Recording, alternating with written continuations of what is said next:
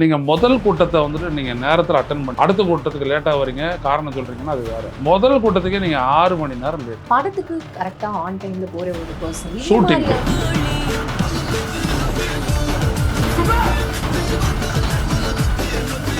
ஒவ்வொரு இடத்துலயும் வந்து ஒரு அட்மின்ஸ் இருப்பாங்க.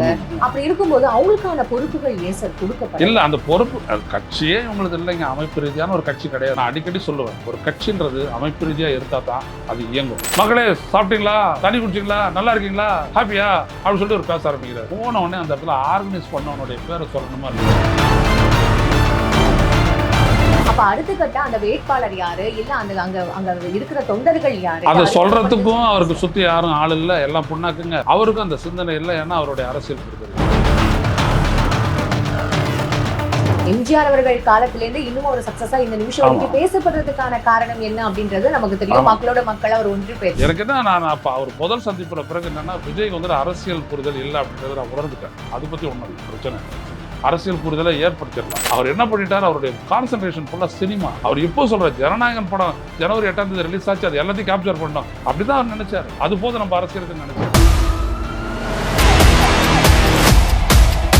அவரு உங்களுக்கு சொன்ன அட்வைஸுக்கு ரொம்ப நேர்த்தியானது, நேர்மையானது. நீங்க கடைபிடிக்கல இல்ல, அப்ப என்ன அர்த்தம்? இன்னமும் அரசியலை பற்றிய புரிதல் உங்ககிட்ட இல்ல. அது இப்ப வரைக்கும் அது வெளிப்படுது. சார் கண்டிப்பா அனுபவம் வேணும்ல சார். இல்ல, அனுபவம் வேறமா, அறிதல் வேற, அனுபவம் வேற. சரி, இப்போ அதிமுகலேருந்து எடப்பாடி பழனிசாமி அவர் வேற ஒரு கூட்டத்துல வந்து தாவேகா கூட எது பார்க்கணும், அவர் கூட்டணிக்காக அவங்க வந்துட்டு அவங்க ஒரு டெஸ்பரேட்டா இருக்கிறாங்க. காரணம் என்னன்னா, அதிமுக பாஜக கூட்டணியால திமுக கூட்டணி வெல்ல முடியும். விஜயனுடைய ரசிகர்கள் ஓட்டு விஜய்க்கு தான் ஓடும், அது ரைட்டு. ரசிகர்களுடைய ஓட்டு போதும், கன்சாலிடேட்டட். அது வந்தாலே நம்மளுக்கு 30-40 லட்சம் ஓட்டு கிடைக்கும்.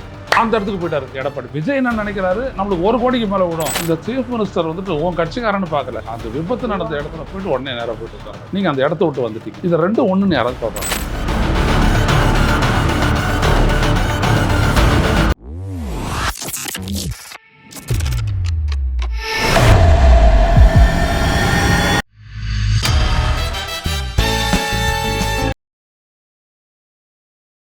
ஜனநாயகம் ஒரு பட ஷூட்டிங்காக இது தன்னோட சுயநலத்துக்காக இது பண்ணாரோ அப்படின்ற மாதிரியான ஒரு क्वेश्चन அதாங்க நடந்துருக்குது. பேசப்படும் போது மக்கள் வந்து ஒரு என்ன மாதிரியான ஒரு அவர்ஷன் இருக்கும்ல சார் இவர்? இல்ல, அதாவது அவர்ஷன் எல்லாம் வந்து எல்லாத்தையும் செட்டில் ஆயிடுச்சுன்னு வச்சுக்கோங்க. இதுக்கு மேல ஒன்றும் இப்போ விஜய் வந்துட்டு சீரியஸா யாரும் எடுத்துக்க போறது இல்லை பாலிடிக்ஸ்ல. காரணம் என்னன்னா, நீங்க முதல் கூட்டத்தை வந்துட்டு நீங்க நேரத்தில் அட்டன் பண்ணிட்டு அடுத்த கூட்டத்துக்கு லேட்டா வரீங்க, காரணம் சொல்றீங்கன்னா அது வேற. முதல் கூட்டத்துக்கே நீங்க 6 மணி நேரம் லேட். படத்துக்கு கரெக்டா ஆன் டைம்ல போற ஒரு பர்சன். ஷூட்டிங் ஆமா, இந்த மாதிரியான எனக்கே தெரிஞ்சு என்னன்னா, நான் அப்படி சும்மா கேஷுவலா படிக்கும்போது தெரிஞ்சுக்கிட்டது, இந்த ரஞ்சிதமேன்ற ஒரு ஷூட்டிங் வந்துட்டு அவங்க எல்லாம் வந்திருக்கிறாங்க. விஜய் என்ன வரல இல்லை, அவர் வந்துட்டு அவருடைய பாட்டை முடிச்சுட்டு டான்ஸ் ஆட்டு போயிட்டார் 6 மணிக்கு அப்படின்றாங்க. எனக்கு இன்னொரு இதுல இருந்து என்னன்னா, விஜய் 4 மணிக்கெல்லாம் போடுவார், ஷூட்டிங் ஸ்பாட்டுக்கு புறப்படுவார், தடை ஏற்பட்டுறக்கூடாது, போயிடணும் அங்கே அப்படின்னு வரான். எனக்கு தெரிஞ்சு அப்படி சிவாஜி கணேசன் இருந்திருக்காரு நடிக்கிறதுல, அவர் அப்படி இருந்திருக்காரு கடைசி வரைக்கும். அப்போ இவங்களுக்கு எல்லாமே தெரியும். இது இப்போ ஒரு ஷூட்டிங்னா நீ கரெக்டாக போயிருப்பில்ல. அப்போ அங்கே மக்கள் இருக்கிறாங்க, கம்யூனிகேஷன் இருக்குது, அந்த மக்கள் தண்ணி சாப்பாடு இல்லாத இருக்கிறாங்க, தவிக்கிறாங்க. அங்கேயும் 34 பேர் மயக்கம் போட்டு விழுந்தான்ல நாமக்கல்லையும். அப்போ நீங்கள் ஏன் அதெல்லாம் கண்டுக்கல? சார் எனக்கு இங்க இன்னொரு கேள்வி இருக்கு சார். இப்போ யூஸ்வலா இப்போ இவர் ஒவ்வொரு இந்த மாதிரியான ஒரு ஈவெண்ட்ஸ், இந்த மாதிரியான ஒரு விஷயங்கள் பண்ணும்போது அங்க இருக்கிற மாவட்ட அந்த செயலாளர்கள் இருப்பாங்கல்ல சார், ஒவ்வொரு இடத்துலயும் வந்து ஒரு அட்மின்ஸ் இருப்பாங்க. அப்படி இருக்கும்போது அவங்களுக்கான பொறுப்புகள் ஏன் சார் கொடுக்கப்படும்? இல்ல, அந்த பொறுப்பு கட்சியே உங்களுக்கு இல்லைங்க. அமைப்பு ரீதியான ஒரு கட்சி கிடையாது. நான் அடிக்கடி சொல்லுவேன், ஒரு கட்சின்றது அமைப்பு ரீதியா இருந்தா தான் அது இயங்கும். இவர் நேரம் ஏறுறாருங்க, வண்டியில் ஏறி மேலே ஏறி வர, மகளே சாப்பிட்டீங்களா, தண்ணி குடிச்சிங்களா, நல்லா இருக்கீங்களா, ஹாப்பியா அப்படின்னு சொல்லிட்டு ஒரு பேச ஆரம்பிக்கிறாரு. போன உடனே அந்த இடத்துல ஆர்கனைஸ் பண்ணவனுடைய பேரை சொல்லணுமா இல்லையா?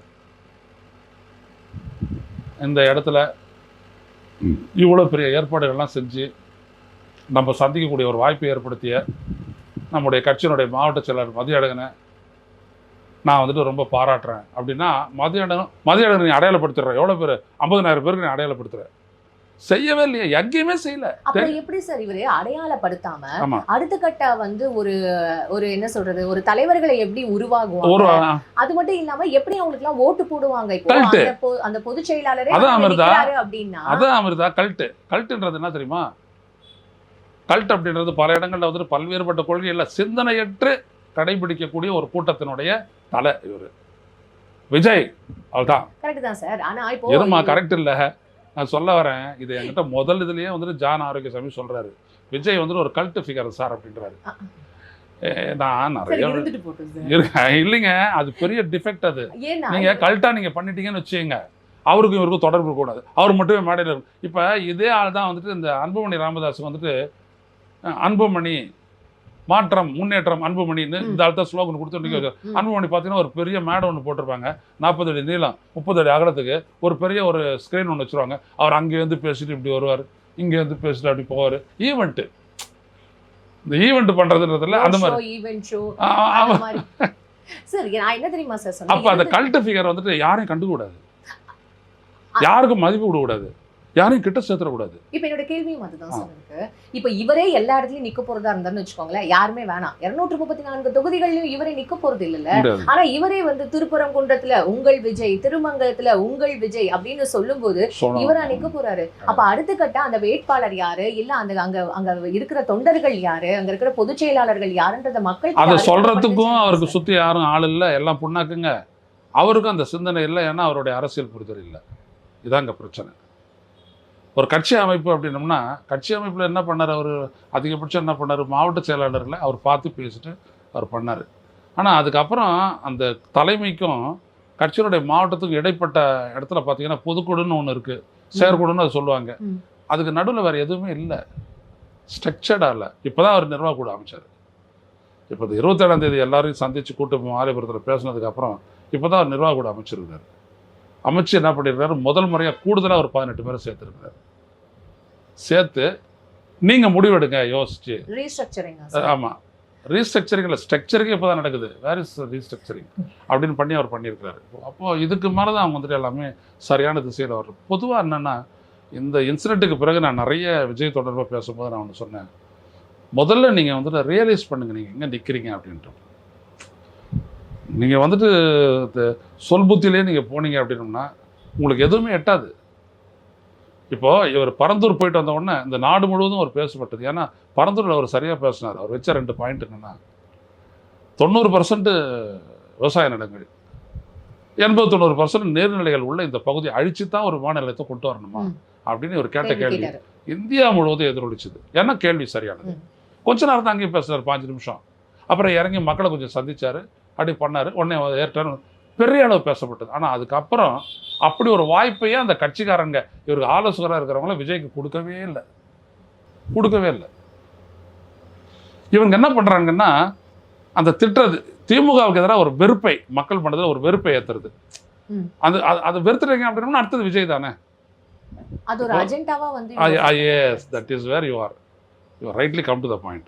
எஜெண்டா இவர் முன்னெடுத்தது அரசியல் அல்ல, பட் ஒரு எஜெண்டா, ஒரு திட்டத்தை செயல்படுத்துறதுக்காக இவர் வந்துட்டு இது பண்ணாரு. அதுதான் சார். இன்னொரு பெரிய ஒரு விமர்சனம், எல்லாமே பனையூருக்கு வாங்க நீங்க வந்து இல்ல, அதெல்லாம் விடுமா. நான் என்ன சொல்ல வரேன்னா, அரசியலே தெரியலன்னு வச்சுக்கோங்களேன், இப்போ இதெல்லாம் ஒண்ணுமே கிடையாது. நான் என்ன சொல்ல வரேன்னா, மக்களிடம் இப்போ நான் அண்ணாவை பற்றி நான் பேசுகிறேன் அரசியல் பயிலரங்கத்தில். அப்போ அண்ணா அரசியலுக்கான வழிகாட்டி என்ன சொன்னார், மக்களிடம் போ, அவரிடம் பேசு, அவரிடம் அவருடைய தேவையை அறிந்து கொள், அதை நிறைவேற்ற முயற்சியில் ஈடுபடு, அது அரசியல். அதான் அரசியல். மக்களிடையே சொல்றது அரசியல் கத்துறது, அவருடைய அரசியல் பண்ணுறது. இதுதான் நான் சொன்னேன். அதே விஜய் சொல்கிறாரு. ஆனால் இவர் மக்களிடையே போல, தொண்டர்களிடையே போல. விஜய் எப்படி வைக்கிறாருன்னா, வராரு மேடைக்கு வராரு, அப்படி எல்லாரும் முன்னாடி இருக்கிறாங்க, ஓ கத்துறாங்க, பேசுகிறாரு, அப்புறம் இவர் பேசுகிறார், அப்புறம் அப்படியே போயிடுறாரு. அப்போ இது என்ன ஆகுது அப்படின்னோம்னா, இவர் என்ன நினைக்கிறாருன்னு அவங்களுக்கு தெரியாது, அவங்க எந்த இடத்துல இருக்கிறாங்கன்னு இவருக்கு தெரியாது. இதுக்கு நடுவில் ஒரு 5-6 பேர் நிற்கிறான் பூதம் மாதிரி. இவங்க என்ன பண்ணுறான், இப்படி பார்த்து அவரை கண்ட்ரோல் பண்ணுறான், அப்படி பார்த்து அவங்கள கண்ட்ரோல் பண்ணுறான். அப்போ அவங்களுக்கு என்ன ஆயிடுச்சு அப்படின்னோம்னா, அப்போ நம்மளுக்கும் தலைவருக்கும் ஒன்றும் இல்லை, ஒரு ரிலேஷன்ஷிப் பாண்டிங் இல்லையே இல்லை. அவங்களுக்கு இருந்தது விஜய் மேலே ஒரு அபிமானம். ஆனால் விஜய்க்கு அந்த கட்சியினர் மேலே ஒரு லவ் இருக்குது, அன்பு இருக்குது. அரசியல் ஆக்ஷன் எங்கேருந்து வரும்? அந்த பாண்டிங்ன்றது வந்து உண்மையிலே தலைவர்களுக்கும் தொண்டர்களுக்கும் மக்களுக்கும் இருந்தா மட்டும் தானே சார் அது சக்சஸ் ஆகும். அது வந்து ஒரு பேசிக்கான வந்து ஒரு புரிதல். எம்ஜிஆர் அவர்கள் காலத்திலேருந்து இன்னும் ஒரு சக்சஸா இந்த நிமிஷம் வரைக்கும் பேசப்படுறதுக்கான காரணம் என்ன அப்படின்றது நமக்கு தெரியும். மக்களோட மக்கள் அவர் ஒன்று போயிருக்காரு. சரி, இன்னொன்னு இப்போ இந்த கரூருக்கு வந்து இந்த துக்கம் அனுசரிக்கிறது, மக்களை கூட்டிட்டு வந்து அந்த பாதிக்கப்பட்டவங்களை கூட்டிட்டு வந்து அனுசரிக்கிறதுன்றது இது எப்படி சார் பாக்குறது? இல்ல நம்ம அதெல்லாம் பத்தி நம்ம கருத்து சொல்ல வேணாம். ஏன்னா அவங்க வகுத்துக்கிட்ட ஒரு அரசியல், அவங்க வகுத்துக்கிட்ட ஒரு அரசியல் அப்படின்றது வேற. அதை விமர்சிக்கிறதுனால எந்த பிரயோஜனமும் இல்லை. விஜய் உள்ளபடியே அந்த இடத்துல நடந்தது இதுக்காக அவர் சோகமுட்டிருக்கலாம். இதில் நாமளும் ஒரு காரணி ஆகிட்டோம் அப்படின்றத அவர் உணர்ந்துருக்கலாம். அதுதான் அவர் அழுதது, மன்னிப்பு கேட்டது எல்லாமே ஓகே, நான் அதை விட்டுறேன். ஆனால் இதுலேருந்து உங்களுடைய கல்பபிலிட்டி வந்துருச்சு இல்லை வெளில. இல்லாட்டி நீங்கள் அவங்கள வந்துட்டு நான் உங்களை நேரில் சந்திக்க முடியல மன்னிச்சிருங்க அப்படின்ற ஒரு வார்த்தை சொல்லிட்டு போயிடலாம். தனித்தனியாக ஒருத்தர் காலனி விட வேண்டிய அவசியம் ஒன்றும் கிடையாது. அப்போ என்ன அப்படின்னம்னா ஒரு கல்பபிலிட்டி, உங்கள் குடும்பத்தில் நீங்கள் ஒருத்தர் இழந்ததுக்கு நான் காரணமாயிட்டேன்.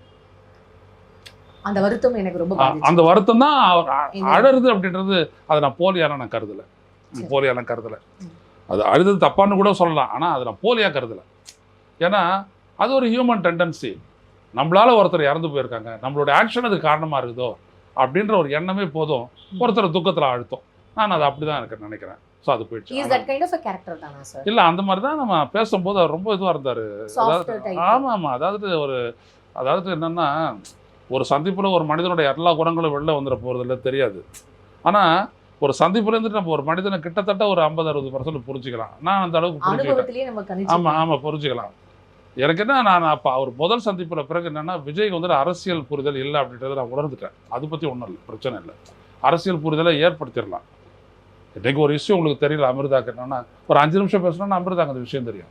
இதுதான் அரசியல் வயப்படுறது. அப்புறம் அதில் என்ன செய்யணும், அதில் என்ன செய்யக்கூடாது அப்படின்ற முடிவு நீங்களே வந்துடலாம். இப்போ இந்த மாதிரி ஒரு இடத்துல நம்ம விஜய் வந்துட்டு பார்க்குறோம், சரியா போச்சு. அதை பற்றி ஒன்றும் பிரச்சனை இல்லை. மக்கள்கிட்ட இருக்க செல்வாக்கு தான் அது கீ. ஓகே. ஆனால் இங்கே என்ன பிரச்சனைன்னா டே டு டே வந்துட்டு நீங்கள் எல்லாத்துக்கும் இயக்கப்பட்டு நீங்கள் நேராக வர்றது ஒரு ஷூட்டிங் ஸ்பாட்டுக்கு வந்துட்டு உடனே அவன் டயலாக் படிப்பான். சார் இதான் சார் ஃப்ரேம், இதான் இது அப்படின்னு உடனே அப்போ நீங்கள் அதுக்கேற்ற மாதிரி உங்களுக்கு எல்லாம் தெரியும். Because you have a long experience. இது அப்படியேப்பட்டது கிடையாது. நான் சொன்னேன், ஷூட்டிங்கிறது கால் ஷீட்டு அப்படின்றது ஒரு நாள், அரசியல் அப்படின்றது 24/7/365. ஒவ்வொரு கணமும் நீங்கள் வந்துட்டு அரசியலை ஆழ்ந்து பார்க்கணும். ஒரு சின்னதாக ஒரு ஈவெண்ட் எங்கே நடந்திருக்கும், அது ஒரு பத்திரிகையாளன் வந்துட்டு பெருசாக எழுதுவான். அது நீங்கள் கேட்ச் பண்ணல அப்படின்னோம்னா நாளைக்கு நடக்கக்கூடிய ஒரு பெரிய ஈவெண்ட்டை நீங்கள் மிஸ் பண்ணிடுவீங்க. இதனுடைய வேறு எங்கே இருக்குது, எங்கேருந்து அது ஆரம்பிச்சது, கன்ஃபியூஸ் ஆகிடுவீங்க. ஸோ அதைத்தான் நான் வந்துட்டு பல முறை நான் சொன்னேன். அவருக்கும் தெரியும், என்னோடய வீடியோவெல்லாம் பார்க்கக்கூடியவர் தான். விஜய் வந்துட்டு ஒரு ஓப்பன் மைண்டட் ஃபெலோ தான். Is not a closed or something. அது அப்படிலாம் கிடையாது. ஆனால் அவர் என்ன பண்ணிட்டார், அவருடைய கான்சன்ட்ரேஷன் ஃபுல்லாக சினிமா. அவர் இப்போ சொல்கிற ஜனநாயகன் படம் ஜனவரி 8ஆம் தேதி ரிலீஸ் ஆச்சு, அது எல்லாத்தையும் கேப்சர் பண்ணோம் அப்படி தான் அவர் நினச்சார். அது போது நம்ம அரசியலுக்குன்னு நினச்சார். அவரை பொறுத்த வரைக்கும் மேனேஜ் பண்ணிடலான்ட்டு. ஆனால் இந்த கூட்டம் இருக்குது இல்லையா, அவர் கூட ஆலோசனை சொல்கிறேன் அப்படின்ட்டு ஒரு கூட்டம் இருக்குது இல்லையா, அதனுடைய பின்னணி என்னன்னு உங்களுக்கு தெரியாதுங்களா? அவங்க வந்துட்டு உங்களுக்கு அரசியலே சொல்லலையே, உங்கள்கிட்ட அரசியலே விவாதிக்கலையே. சார் இப்போ எனக்கு இன்னொரு பிரசாந்த் கிஷோரை அவர் கூப்பிட்டு வர்றாரு. கிட்டத்தட்ட அவரோட ஒரு 2 நாள் இவங்க நேரத்தை செலவு பண்ணுறாங்க. மக்கள்கிட்ட செலவு பண்ணியிருக்கலாம், ஸ்ட்ராட்டஜிக்கு செலவு பண்ணாங்க. பிரசாந்த் கிஷோர் அந்த 2வது ஆண்டு தொடக்க விழா கூட்டத்தில் பேசும்போது அவர் என்ன சொல்கிறாரு, பிரசாந்த் கிஷோர்னா, நீங்கள் ஒரு வலிமையான இன்ஃப்ளூயன்ஸ் உள்ள ஒருத்தராக இருக்கீங்க, நீங்கள் ஒரு வலிமையான அரசியல் சக்தியாக மாறணும். உங்களையும் கேட்டுக்கிறேன், உங்களுடைய தொண்டர்களையும் கேட்டுக்கிறேன். உங்களை இந்த தேர்தலுக்கு பிறகு ஒரு பலம் வாய்ந்த அரசியல் சக்தியாக நான் பார்க்க நினைக்கிறேன் அப்படின்ட்டு அவர் தனிச்சு பேசுகிறார். கூட்டணி எல்லாம் பற்றி அவர் சொல்லவே இல்லை. பேசி முடிச்சிட்ட உடனே தனித்து போட்டி அப்படின்ற மாதிரி தான் ஆச்சு. ஆனால் மறுநாளே புஷ் ஆனந்த் பேரில் ஒரு அறிக்கை வருது. என்னன்னா, கூட்டணி குறித்து தலைவர் முடிவெடுப்பார், வேறு யாரும் முடிவெடுக்க முடியாது அப்படின்னு சொல்லிட்டாங்க. அப்போ என்ன அர்த்தம், கூட்டணியை நம்பி ஒரு அரசியலை பண்ணுறாரு. அந்த எதிர்பார்ப்பு முடிஞ்சு போச்சு இல்லை. அப்போ அதோட பிரசாந்த் கிஷோர் கட்டு, அவரே நான் எனக்கு பீகார்ல அரசியல் இருக்கு இல்லை கட்டு, அவ்வளோதான். அது மற்றபடி அப்படியே அவர் என்னவா, அவரை பற்றி எனக்கு ஒன்றும் பெரிய ஒரு ஒப்பீனியன்லாம் இல்லை. அவர் வேலை விட்டுருங்க. நான் என்ன சொல்ல வரேன்னா, அவர் உங்களுக்கு சொன்ன அட்வைஸ் வந்து ரொம்ப நேர்த்தியானது, நேர்மையானது, நீங்கள் கடைபிடிக்கல. அப்போ என்ன அர்த்தம், இன்னமும் அரசியலை பற்றிய புரிதல் உங்ககிட்ட இல்லை. அது இப்போ வரைக்கும் அது வெளிப்படுது. சார் கண்டிப்பா அனுபவம் வேணும் இல்லை சார்? இல்லை, அனுபவம் வேறம்மா, அறிதல் வேற, அனுபவம் வேற.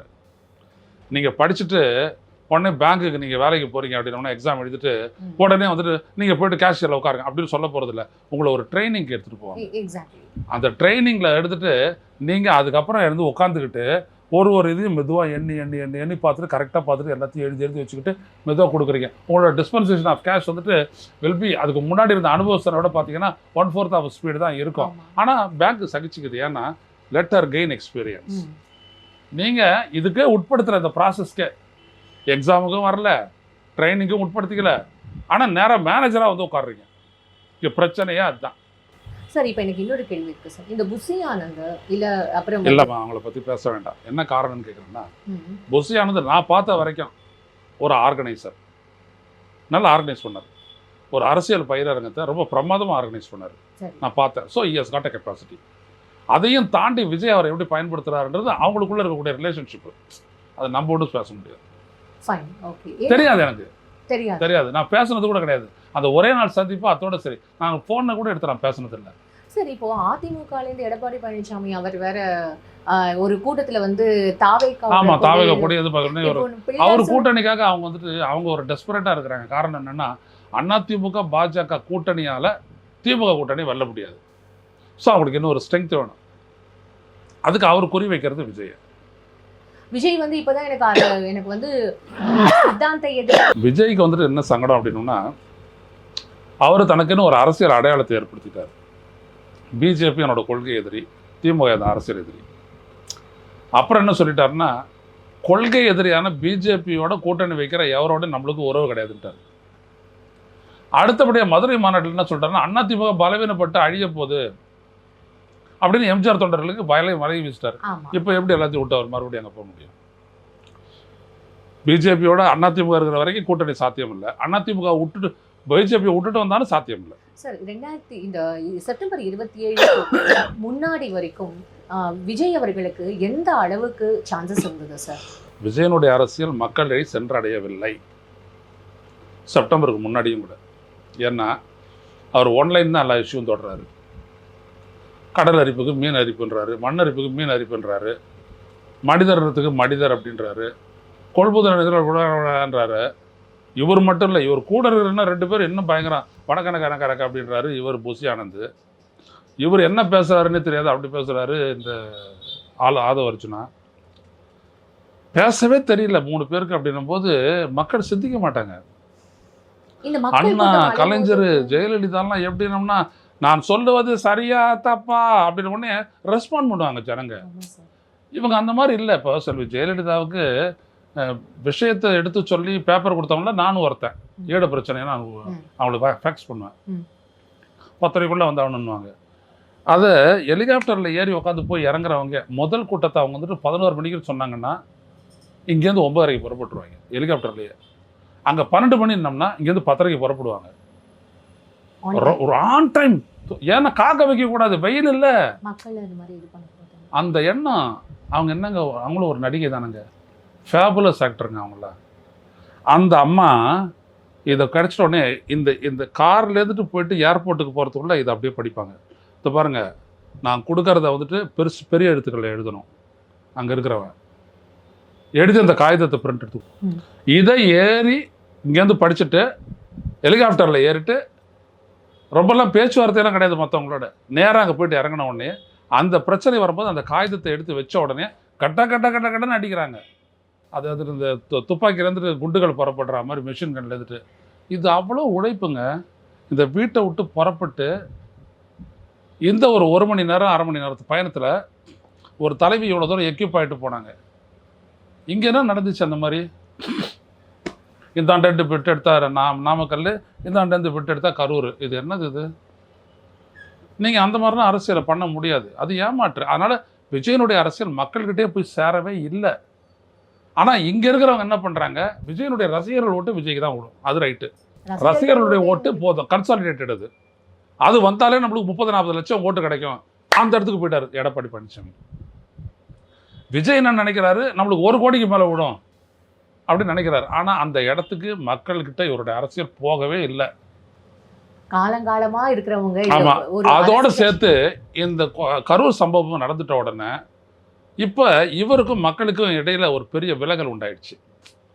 ரசிகர்கள் மத்தியிலே ஒரு பெரிய தாக்கம் ஏற்பட்டுடுச்சு அவர். ஆமா சார். அது ஸ்டார்டிங்ல எல்லாருமே சப்போர்ட் பண்ண, சமூக வலைதளத்துல சப்போர்ட் பண்ண எல்லாருமே இப்போ ஒரு நிமிஷம் வந்து இவர் வாய் திறந்து இன்னும் பேசாம இருக்காரு, இனிமே சவால் விட்டுட்டு இருக்காரு வீடியோ மூலமா சிஎம் அவருக்கு அப்படின்னும் போது அது எந்த அளவுக்கு ஒரு பெரிய ஒரு எடுபடாது இல்ல சார். எடுபடாது. காரணம் என்னன்னா, இந்த சீஃப் மினிஸ்டர் வந்துட்டு உன் கட்சிக்காரன்னு பார்க்கல, அந்த விபத்து நடந்த இடத்துல போயிட்டு உடனே நேராக போயிட்டு உட்கார்றாரு. நீங்க அந்த இடத்த விட்டு வந்துட்டீங்க. இது ரெண்டும் ஒண்ணுன்னு யாராவது பார்ப்பாங்களா? நீங்கள் ஒரு வாக்காளர், நான் ஒரு வாக்காளர், நம்ம எப்படி இவங்க 2 பேரையும் ஒன்றா பார்ப்போம்? போயிட்டார் அந்த இடத்த விட்டு. சொல்கிறாங்க, ஐயா சார் 30 பேர் செத்து போயிட்டாங்க சார், போயிட்டே இருக்கிறாரு. இவத்தையும் பார்க்குறாங்க. 2 மணிக்கு அவர் வந்துட்டு இறங்கி அங்கே வந்துட்டு வராரு, மலர் வளையம் வைக்கிறாரு, பேசுகிறாரு, ஒருத்தரோடையும் பேசுகிறாரு. எப்படி 2 பேரும் ஈக்குவலாக பார்ப்பாங்க? அப்ப நீங்க எப்படி அவருக்கு போட்டி? இல்ல சார், எங்கேயாவது இடத்துல விஜய் இல்ல என்ன இருந்தாலும் பரவாயில்ல, நான் இங்க இருந்து நான் மக்களோட சிந்திக்கலைங்க, ஒரு முடிவெடுக்கல, அந்த திறன் இல்ல. அது எப்படி இது ஒரு முடிவெடுக்காத போனாருன்றது அவர்கிட்ட தான் நீங்க தெரிஞ்சுக்கணும். நீங்க அந்த இடத்துல இருக்க வேண்டிய ஆளு நீங்க தான். அந்த துக்க வீட்டுல முதன்மையா இருக்க வேண்டிய ஆளு நீங்க தான். You are not a guest, you are part and parcel of that state. அந்த ஸ்டேட் ஆஃப் அஃபேர்ஸ் இருக்குல்ல, அந்த துக்க நிகழ்வு இருக்கு இல்லையா, அந்த இடத்துல நீங்க தான் இருந்தாகணும். நீங்க அந்த இடத்த விட்டு போயிடுறீங்க. அதுக்கப்புறம் ஒரு 2 ஆனா உங்களோட சம்பந்தம் இல்லாத நீங்க விமர்சிக்கிற ஆள் அங்க வர்றாரு. அது மட்டும் இல்ல, நீங்க யாரை குறி வச்சாங்க பாட்டு பாடினீங்களா, அந்த பர்சன் அங்க வந்துட்டு ஹாஸ்பிட்டல்ல தேவையானதெல்லாம் நிறைவேற்றிட்டு இருக்காரு. அது கூட ஒரு விமர்சனமா போச்சு இல்ல சார்? அவரு உடைச்சு தள்ளிட்டாருன்னு வச்சுக்கோங்க, அது ரைட்டு, அது பத்தி பரவாயில்ல. விமர்சனம் அதாவதுங்க அரசியல்ல இதெல்லாம் வந்து அரசியல்ல வந்துட்டு நம்மளுடைய நாலேஜும் அறியாமையும் தான் பெருசு. நம்மளுக்கு நாலேஜ் இருந்ததுன்னா நம்ம புரிஞ்சுக்க போறோம், நாலேஜ் இல்லைன்னா ஒத்துக்க போறோம். இவ்வளவுதானே. நவம்பர் 5 இப்போ பொதுக்குழு வேற அறிவிச்சிருக்காரு. ஆமா, அதுல பாப்போம் என்ன பேசுறாரு. ஏன்னா அவர் அவ்வளவு சாதாரணமா இந்த அரசியல் இது வரைக்கும் சீரியஸா எடுத்துக்கலீங்க விஜய். அது மட்டும் உண்மை. இதுக்கு மேல அவர் என்ன செய்யறாருன்றதை பொறுத்து தான் அவருடைய எதிர்காலம், வாழ்க்கை, தாவேக்கா எல்லாமே. Fine sir. இப்போ நவம்பர் 5 இந்த பொதுக்குழுக்கு அப்புறம் வந்து எந்த மாதிரியான ஒரு விஷயங்கள் நடக்க போகுது, அப்புறம் வந்து கூட்டணி எல்லாம் வந்து டிசம்பருக்கு அப்புறம் ஜனவரி ஃபர்ஸ்ட் வீக்ல தான் வந்து அறிவிப்பாங்க. இன்னும் நிறைய விஷயங்கள் காத்துட்டு இருக்கு. இவ்வளவு நேரம் ரொம்ப அழகா எனக்கு எல்லா விஷயமும் எக்ஸ்பிளைன் பண்ணீங்க சார். எங்களுக்குமே நிறைய விஷயங்கள் வந்து இன்ஃபர்மேஷன் மாதிரி கொடுத்தீங்க. உங்களோட நேரத்துக்கு ரொம்ப நன்றி சார்.